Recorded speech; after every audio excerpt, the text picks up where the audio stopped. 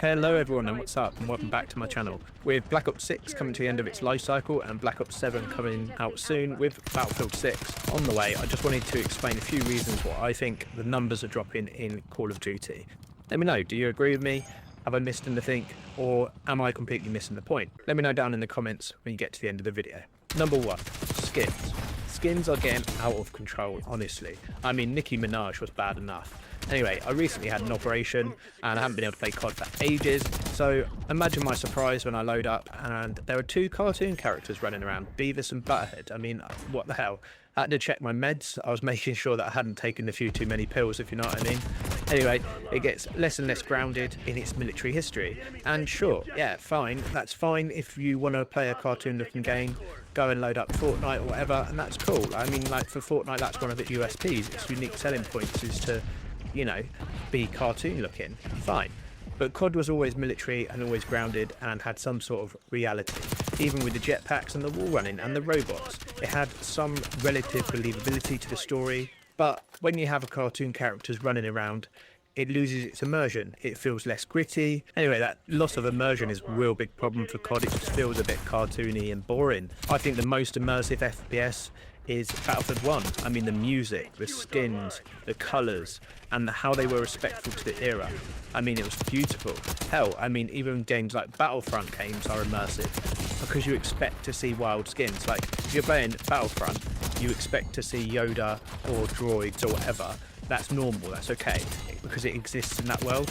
But you don't expect to see cartoon skins and weird American dad characters or whatever in COD. You expect to see realism, and you're not getting it. So I think they need to rip it up. They need to start again and just go back to military outfits.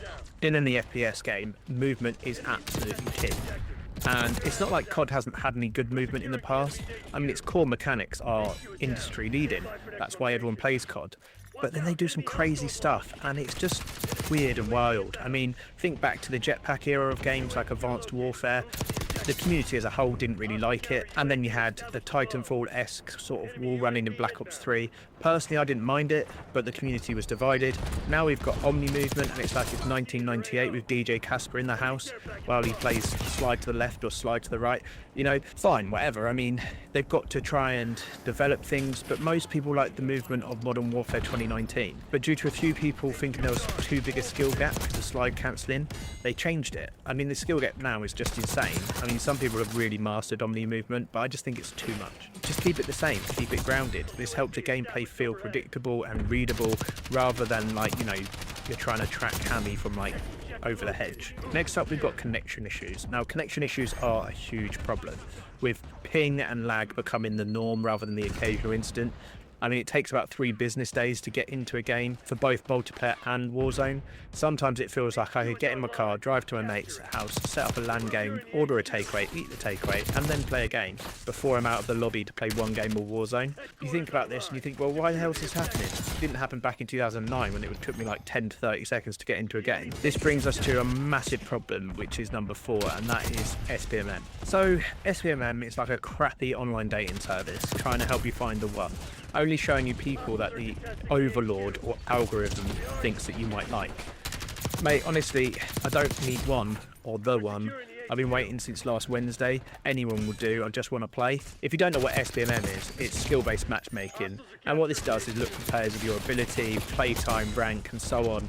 Because the algorithm, or the overlord, says that you'll have more fun this way, and therefore you're more likely to stick around. But it just gets people's back up. I mean, just put it back to connection-based matchmaking.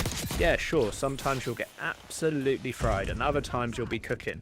That's cool, that's really good because it gives a bit of variety. It helps people learn about when they've done well, when they've done badly, or become better. Whereas you don't really know how good you are when every single game you're being put into a lobby of people of the same skill as you. You can be a really good player, but you don't know because there's no way of finding out. And even with rank in both multiplayer and Warzone, it's so played by cheaters, it's very hard to trust it. But to be manipulated in this way, it's just not fair.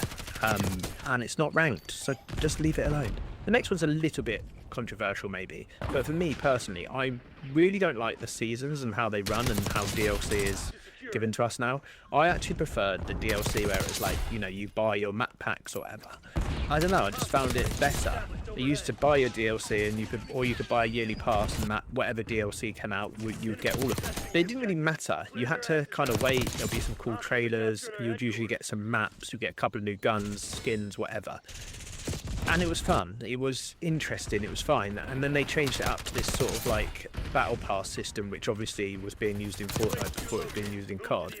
And now you've got this seasonal version of content, which is fine. I mean, okay. But I've got a few problems with it. I mean, the new guns that you wanted to use that was in that trailer and you want to try it out, well, you can't. You've got to wait. I mean, on the old version of the DLC, you didn't have to wait in the same way. You might have to grind for it. You might have to like earn it, fine. But not like, you know, in the battle pass. It just feels a little bit pointless. Or then you have to do some pointless event, which is the same as the battle pass anyway, because it's just XP.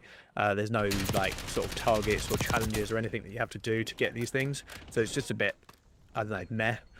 And then the store, it's, you know, you could just buy the new gun from the store, which I think absolutely sucks. Like, you see people on day one of a new season, they've got the brand new gun because they've just purchased the $16 skin, and the store itself sucks the life out of the franchise. I mean, using the store has ruined the fairness of Call of Duty. I mean, it's supposed to just be skins, but you can get guns earlier than other people. You can get different variants and, you know, whatever, and it shouldn't be like that. I think personally, in FPS games, I think everything that you earn should be earned, like whether it's a cool skin or a weapon variant or whatever, you should earn it rather than having to be able to just buy it. Next up we have the big COD killer, and it's obviously cheating.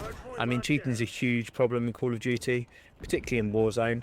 I mean, it's always going to happen in FPS games, particularly popular ones. There's going to be people who cheat or exploit the system or try to win, especially when there's money for tournaments or streaming or whatever. It's always going to attract people to cheat, but cheaters seem to be able to just get away with it, and there seems to be a lack of effort, and it's really turned the COD community into this sort of hive of, but there's like no trust. There's no trust in good gameplay. There's no trust in Call of Duty. There's no trust in, like, you know, trying to stop the cheaters. And it's really unfortunate because good players are getting called out for it and cheaters seemingly not. And it just leaves a toxic, sour taste in the mouth. But that's the situation we're in. And I hope they address some of these issues for Black Ops 7, because if they don't, I think they'll struggle to compete with Battlefield. Anyway, have a great day. See ya.